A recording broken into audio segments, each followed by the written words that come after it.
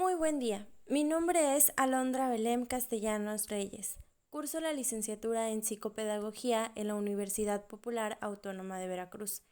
El día de hoy voy a hablarles sobre las teorías del aprendizaje y algunos de sus autores. El aprendizaje es un proceso muy complejo, cuya definición teórica ha sido tema de debate durante el último siglo. Por este motivo, no es de extrañar ver que en psicología y ciencias relacionadas, como es el caso de las ciencias de la educación, no se haya puesto de acuerdo en definir qué es el aprendizaje y cómo se da. Existen muchas teorías del aprendizaje, todas ellas con sus ventajas e inconvenientes. A continuación, vamos a conocerlas un poco, conociendo sobre su definición y sobre algunos de sus representantes. En psicología existen muchas corrientes teóricas, hecho el cual repercute sobre ciencias con las que tiene mucha relación, como son las ciencias de la educación. Por este motivo, no es de extrañar que a la hora de abordar qué es y de qué se trata el aprendizaje, muchos psicólogos y psicopedagogos hayan propuesto diversas teorías, cada cual con sus seguidores y sus detractores. Aunque todos hemos experimentado lo que es el aprendizaje, tratar de definirlo no es una tarea sencilla. Es un concepto difícil de delimitar, que puede ser interpretado de formas muy diversas, y la propia historia de la psicología es una demostración de ello. No obstante, podemos entender que el aprendizaje son todos los cambios, tanto conductuales como mentales, fruto de la experiencia, difiriendo bastante de persona en persona en función de sus propias características y la situación. De teorías del aprendizaje hay tantas como formas de verlo. Es difícil dar un número exacto de cuántas teorías hay, dado que incluso dentro de una misma corriente, dos autores pueden diferir sobre lo que es y qué da el aprendizaje. Igualmente, lo que sí podemos decir es que su estudio científico surgió a principios del siglo XX y que desde entonces se ha tratado de dar una respuesta a cómo se da este proceso tan importante en la educación.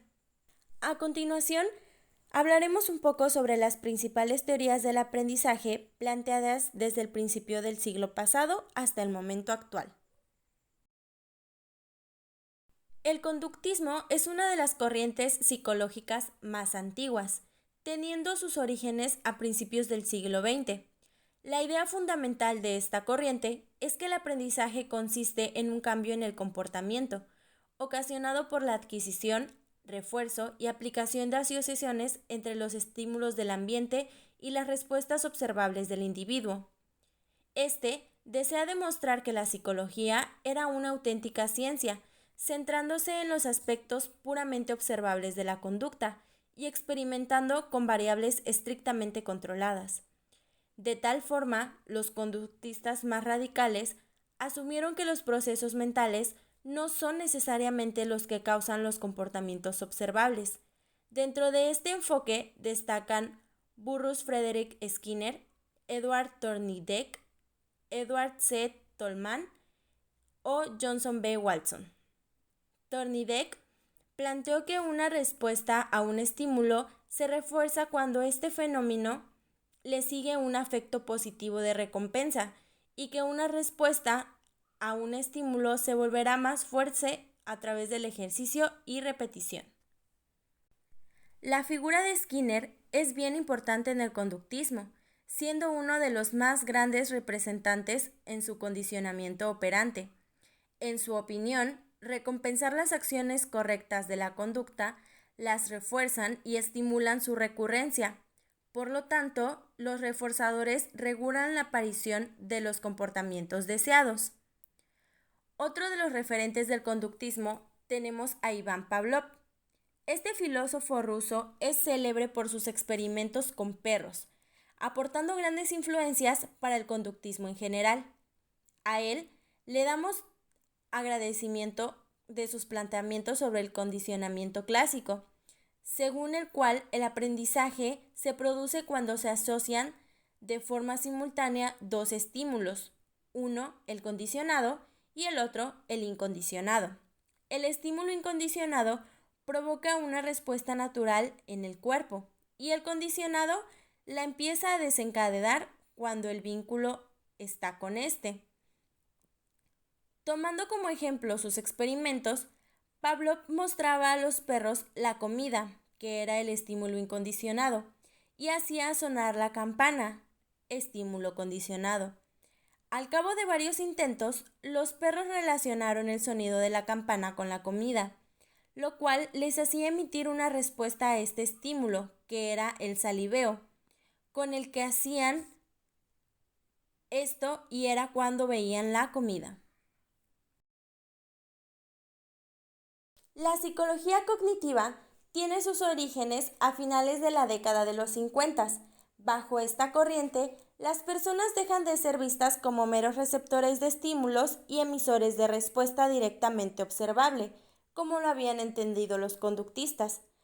Para la psicología cognitiva, los seres humanos actuamos como procesadores de información. Así pues, los psicólogos cognitivos tienen especial interés en el estudio de los fenómenos mentales complejos, que habían sido bastante ignorados por los conductistas, quienes llegaron a afirmar que el pensamiento no se podía considerar conducta. La aparición de esta corriente en los años 50 no es casual, dado que fue por aquel entonces que empezaron a aparecer los primeros ordenadores. Estas computadoras tenían finalidades militares y distaban mucho el potencial que tienen ahora, pero que nos dieron pie a pensar que los seres humanos podíamos ser comparados con estos aparatos, en tanto que procesamos la información. El ordenador se convirtió en análogo de la mente humana. En psicología cognitiva, el aprendizaje es entendido como la adquisición de conocimientos, es decir, el alumno es un procesador de la información que absorbe contenidos, llevándolo a cabo operaciones cognitivas durante el proceso y almacenándola en su memoria.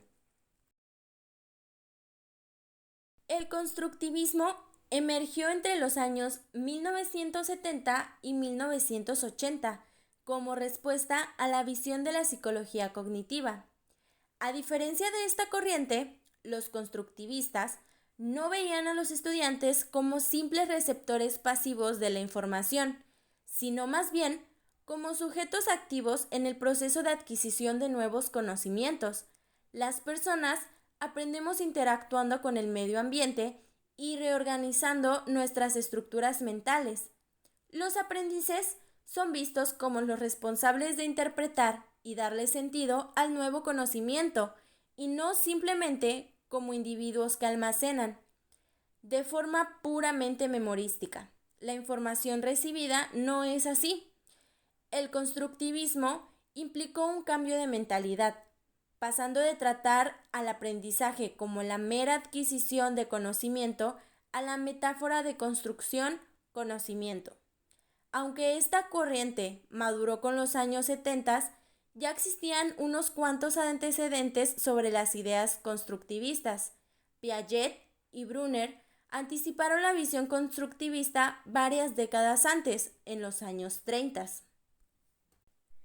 Piaget elaboró su teoría desde una postura puramente constructivista. Este epistemólogo y biólogo afirmaba que los niños y las niñas tienen un rol activo a la hora de aprender. Para él, las diferentes estructuras mentales van modificándose y combinándose a través de las experiencias, mediante la adaptación al entorno y la organización de nuestra mente. El aprendizaje se da como resultado de los cambios y las situaciones novedosas. Nuestra percepción del mundo se va renovando a medida que vamos creciendo. Este proceso se compone por esquemas que nosotros ordenamos mentalmente. La adaptación tiene lugar mediante un proceso de asimilación que modifica la realidad externa y otro de acomodación, que es el que cambia nuestras estructuras mentales. Por ejemplo, si descubrimos que nuestro amigo tiene un perro y hemos tenido una mala experiencia previa con estos animales, como que nos ha mordido o ladrado, pensaremos que el animal nos va a hacer daño. Esa es la asimilación. Sin embargo, al ver que se nos acerca y hace gesto como que quiere que lo acariciemos, nos veremos obligados a cambiar esa clasificación previa, que es la acomodación, y reconocer que hay perros más simpáticos que otros. Por otra parte, David Ausubel es también uno de los primeros exponentes del constructivismo, recibiendo muchas influencias de Piaget. Opinaba que para que la gente aprenda es necesario actuar sobre sus conocimientos previos.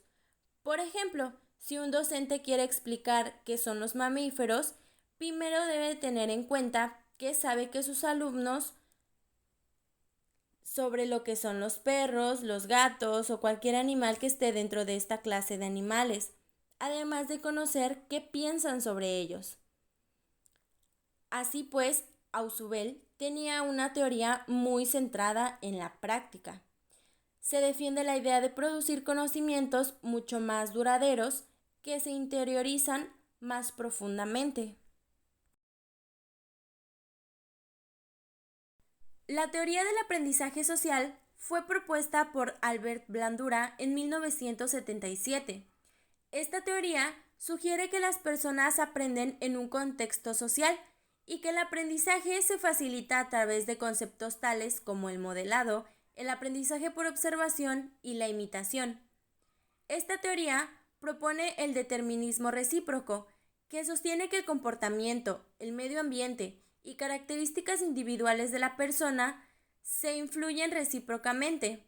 En su desarrollo también afirmó que los niños aprenden observando a otros, así como del comportamiento del modelo, los cuales son procesos que implican atención, retención, reproducción y motivación. A finales del siglo XX, la visión constructivista cambió aún más por el aumento de la perspectiva de la cognición situada y aprendizaje, que hacía hincapié en el papel del contexto y la interacción social. La crítica en contra del desenfoque constructivista y la psicología cognitiva se hizo más fuerte con el trabajo pionero de Lev Vygotsky, así como la investigación realizada en la antropología y la etnografía de Rogov y Labe. La esencia de esta crítica es que el constructivismo y la psicología cognitiva observan la cognición y el aprendizaje como procesos atrapados dentro de la mente, de forma aislada del entorno, considerándolo autosuficiente e independiente de los contextos en los que se encuentra. El constructivismo social surgió como respuesta a esta crítica, defendiendo la idea de que la cognición y el aprendizaje deben entenderse como interacciones entre el individuo y una situación donde el conocimiento es considerado como situado, es decir, producto de la actividad, el contexto y la cultura en la que se forma. Las teorías del aprendizaje experimental se basan en las teorías sociales y constructivistas del aprendizaje, pero situado a la experiencia como el centro del proceso de aprendizaje. Su objetivo es entender cómo las experiencias motivan a los estudiantes y promueven su aprendizaje.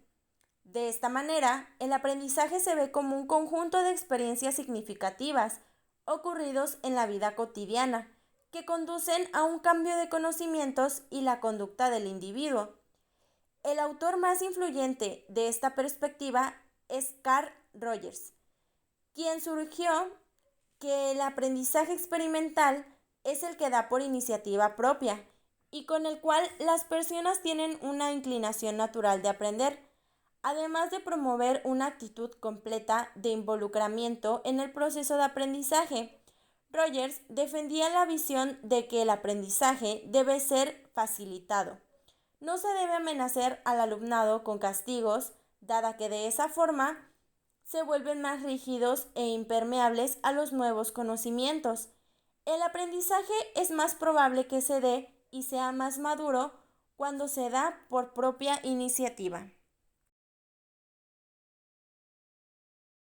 Howard Gardner elaboró en 1983 la teoría de las inteligencias múltiples, en la cual sostiene que la comprensión de inteligencia no está dominada por una sola capacidad general. Él afirma que el nivel general de la inteligencia de cada persona se compone de numerosas y distintas inteligencias, aunque su trabajo es considerado algo muy innovador, y al día de hoy no son pocos los psicólogos quienes defienden este modelo. Cabe decir que su trabajo es también considerado especulativo.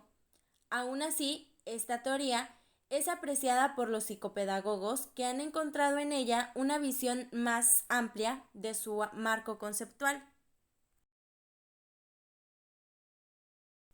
La teoría del aprendizaje situado y comunidad de práctica desarrollada por Jean Lave y Etimie Warger recoge muchas ideas de las teorías del aprendizaje de varias corrientes psicológicas. La teoría del aprendizaje situado destaca el carácter relacional y negociado del conocimiento y del aprendizaje, cuya naturaleza se desprende de la acción de compromiso hacia el conocimiento, que se da con mayor eficacia dentro de las comunidades, sean del tipo que sean. La interacción tiene lugar dentro de una comunidad de práctica, ya sea con varias como la cooperación, la resolución de problemas, la comprensión y las relaciones sociales. Estas interacciones contribuyen al capital social y la adquisición de conocimientos dentro de la propia comunidad, dependiendo del contexto. Tomás Sergiovanni refuerza la idea de que el proceso de aprendizaje es más eficaz cuando se da en las comunidades, afirmando que los resultados académicos y sociales mejorarán solo cuando las aulas pasen de ser meros lugares a que los alumnos tienen que ir obligados a verdaderas comunidades de enseñanza y aprendizaje. En la actualidad sabemos que aprender conocimientos teóricos y prácticos debe ir más allá de lo que hay en los libros. La inmersión en nuevas tecnologías y en capacidades sociales y creativas es algo fundamental en un mundo que está en constante cambio. Uno de los referentes de esta corriente es la Asociación para las Habilidades del siglo XXI. Entre las competencias valoradas hoy en día, además del dominio de nuevas tecnologías, está el pensamiento crítico, la mejora de las habilidades interpersonales y el aprendizaje autodirigido, entre muchísimas otras más.